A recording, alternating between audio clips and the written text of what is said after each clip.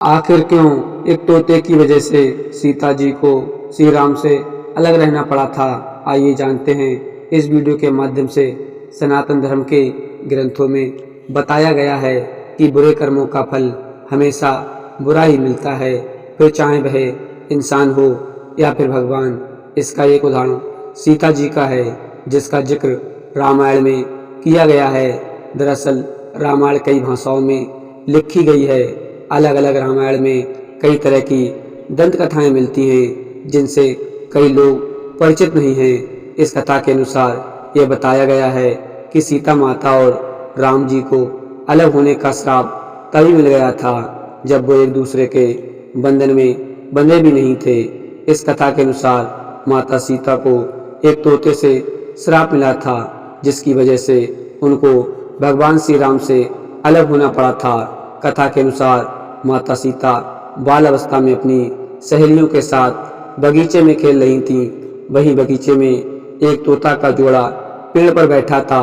तोता का जोड़ा भगवान राम और सीता के बारे में बातें कर रहा था। उनकी बातों को सुनकर माता का ध्यान उन पर गया। मादा तोता बोल रही थी कि अयोध्या के राजकुमार राम काफी प्रतापी राजा होंगे, उनका माता सीता के साथ विवाह होगा।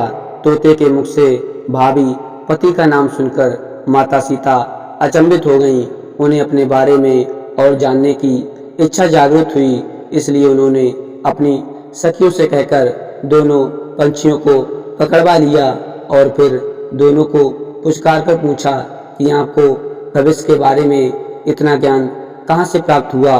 तब पंछियों ने बताया कि इससे पहले हम महर्षि वाल्मीकि के आश्रम में रहते थे, जहाँ हर रोज राम और सीता के जीवन के बारे में बताया जाता है।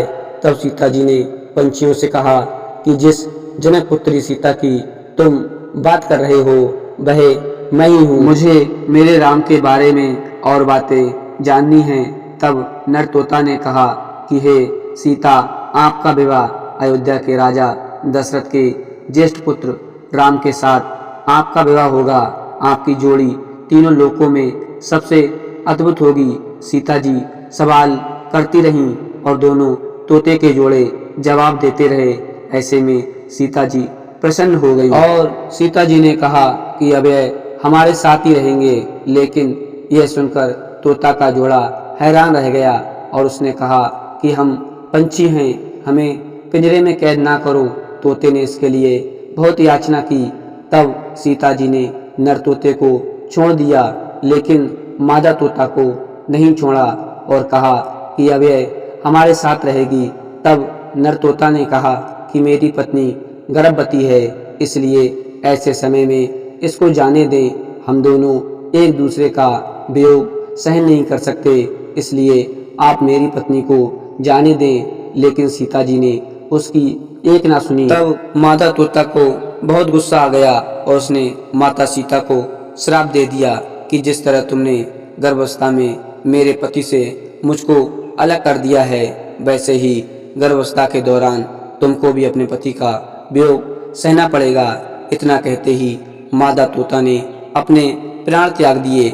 बताया जाता है कि अगले जन्म में वही तोता धोबी था, जिसने माता सीता के चरित्र पर उंगली उठाई थी, जिसके बाद भगवान श्री राम ने गर्भावस्था के दौरान सीता जी का त्याग कर दिया था।